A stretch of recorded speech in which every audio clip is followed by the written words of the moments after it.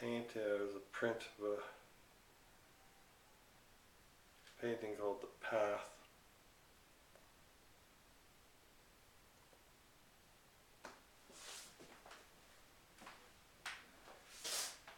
And Henry, are you in there? Yep. This is Henry's room.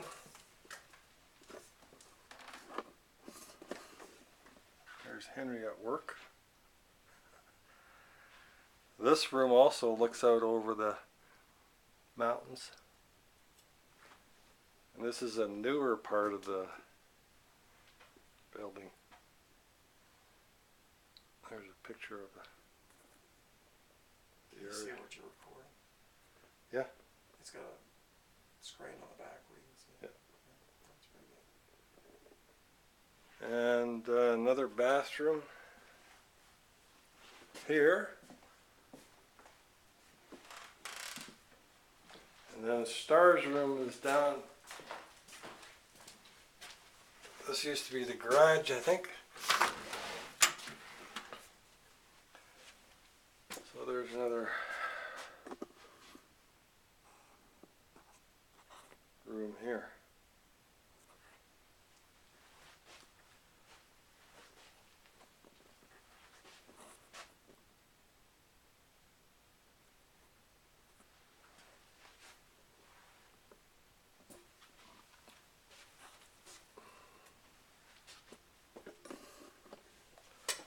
So now we'll go out the backyard. This is the backyard. There's an Inukshuk. It's been standing there for quite a while, maybe a year. So that's the old part of the cabin. You can see where the old part is joined on to the newer part there.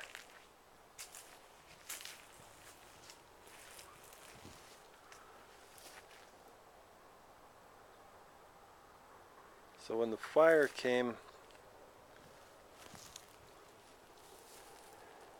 it didn't burn this place obviously, and it didn't burn the neighbor's house, which is right there, but the one right next to that, the house was burnt to the ground. So let's go around out the back gate.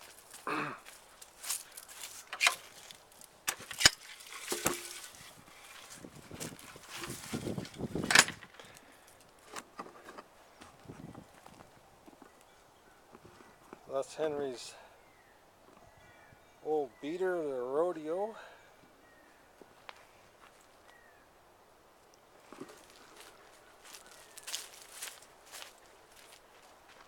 Trying to get the sun at my back here. So this is the west side of the house.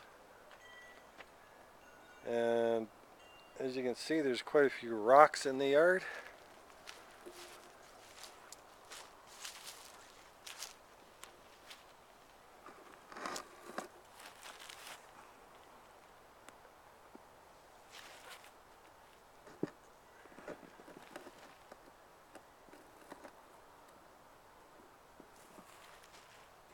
There's two big ones there that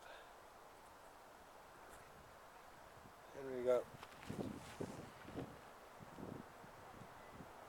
brought in. Big loader brought him in.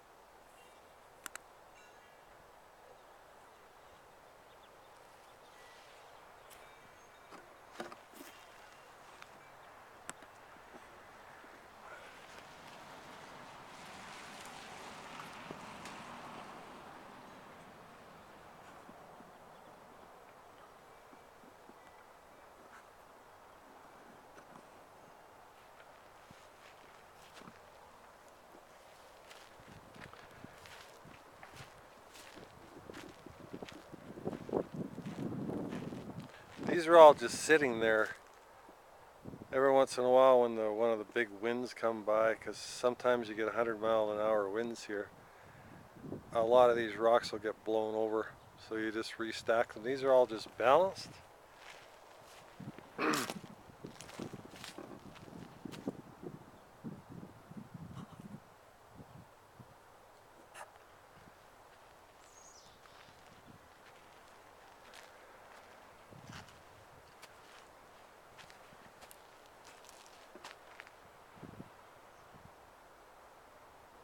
a few up on the deck.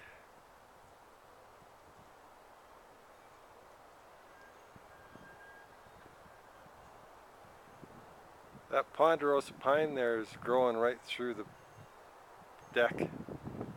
Fairly big tree.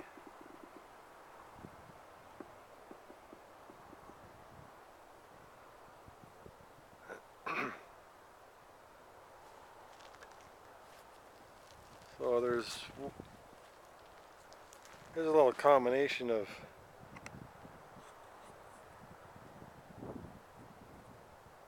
wood and rock.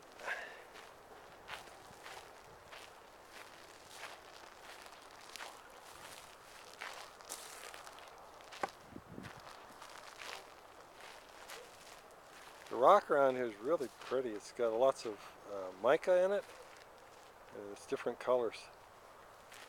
So there was, in a triangular pattern, we created these three replicas of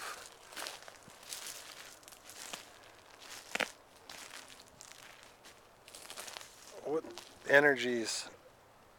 This one here represents the ray 2 energy of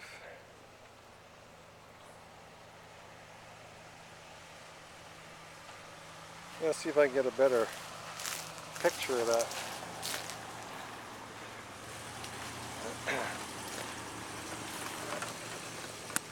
So this rock is quite pink. I don't know if you can see it.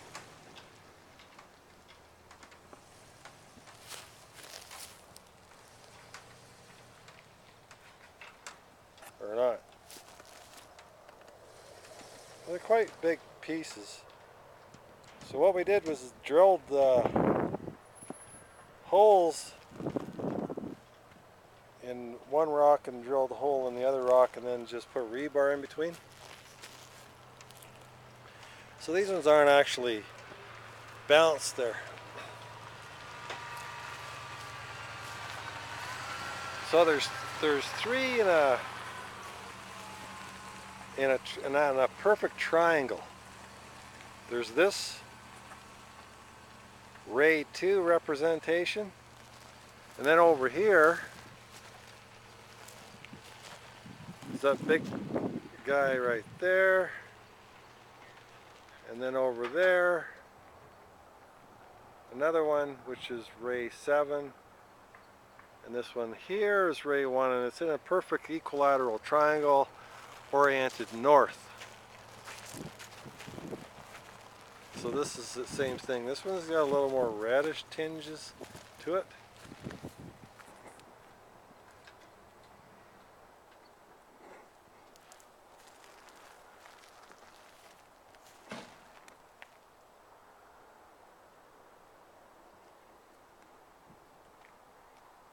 So there's three rocks there, and those top, well, they're all attached by drilling holes and putting rebar in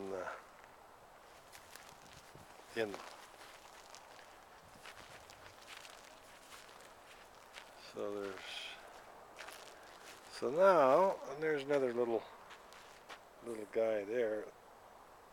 So rocks and wood.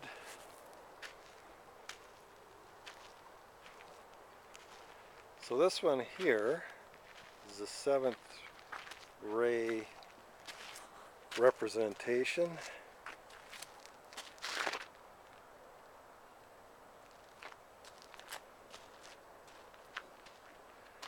You can see a little bit of how that rock shines.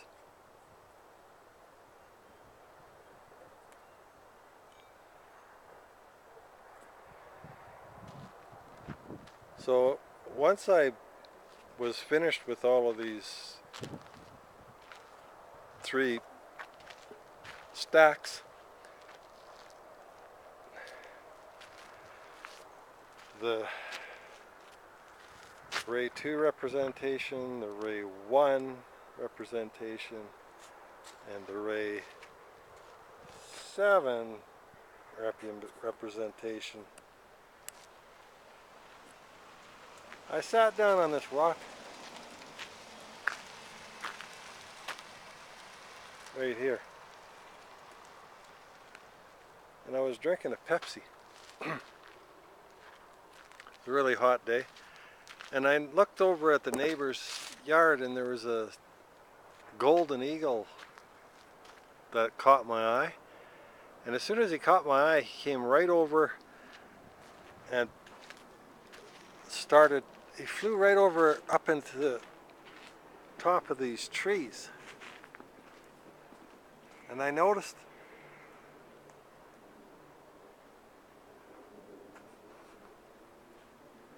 what he started to do. This eagle started to make a spiraling, gliding motion that kept on going up higher and higher and higher. And it was right above the trees. It was right above this triangle of rocks that I just finished. I just finished building.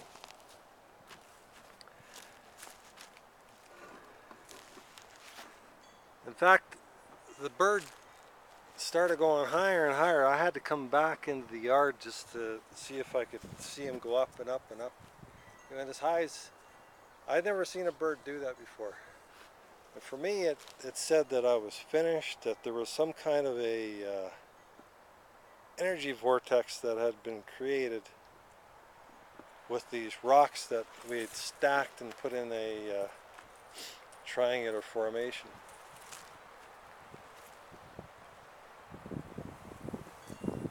So that's Estes Park at 821 Columbine Avenue.